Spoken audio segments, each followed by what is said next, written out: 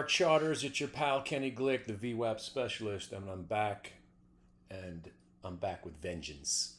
So if you've missed this great bull market, and hopefully you haven't, and you were looking for revenge, they say revenge trading doesn't work, but when you're using VWAP, you can get a little bit of revenge.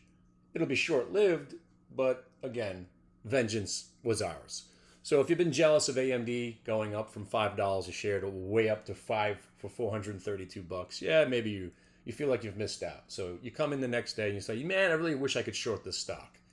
But then you realize shorting a stock in the middle of a massive bull market's a bad idea. Unless you have a blow off top, a rollover that breaks VWAP, and a test from underneath. And that's exactly what you got. So you guys understand right here, you're not really seeing it because it was 705, not a lot of data going through, but you had a little blow off top action. And it got the 430 to 432.50, right? So right there, it hit basically 432.50. And then it starts to roll over. Your classic head and shoulder. I'm looking to short right here, right? But if you're nervous about shorting, one of the safest bets is wait for it to break VWAP. Because usually when a stock breaks VWAP, and more importantly, see how it came back to test it from underneath and then rolled? Now, and again, nobody knows what a stock's going to do. Let's not pretend. But when you have an advantage and you could identify risk and reward, then you put the trade on. So this is what we do using VWAP. So a gapped up stock is usually susceptible to some profit taking, right? Somebody wants to sell the stock. I mean, I got my... I know people that are in this stock from $7. Maybe they finally want to take profit today at $430. You think? So when does that profit taking ensue? VWAP break. So the thing is, what if it didn't ensue?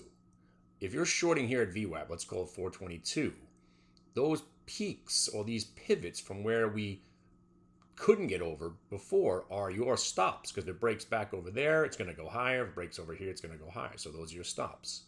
The orange line we're looking at right now was a goal to get to, because generally if you get through today's VWAP, a lot of times the stock will then revert back to prior day VWAP.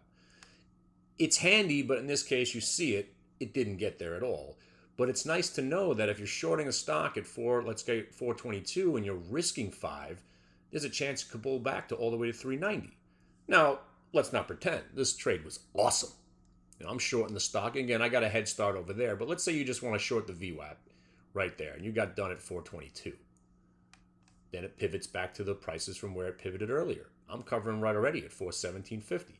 But because it broke that price, we were just looking for it to get back to the pre-market lows, which is 415. And then the aftermarket pivot from yesterday was our next target, and look how she got there to the penny. And if you could believe this, that's where we covered our position. We covered on the way down some, and then we covered here, because I don't like to stay short into the open in a bull market, and then look at this monster move. So if you understand that the concept of shorting is a very short-lived trade, you're just playing the fade, especially in a bull market.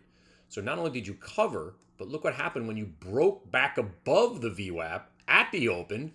So now that you've covered here and you've made 15 or 20 points, lovely.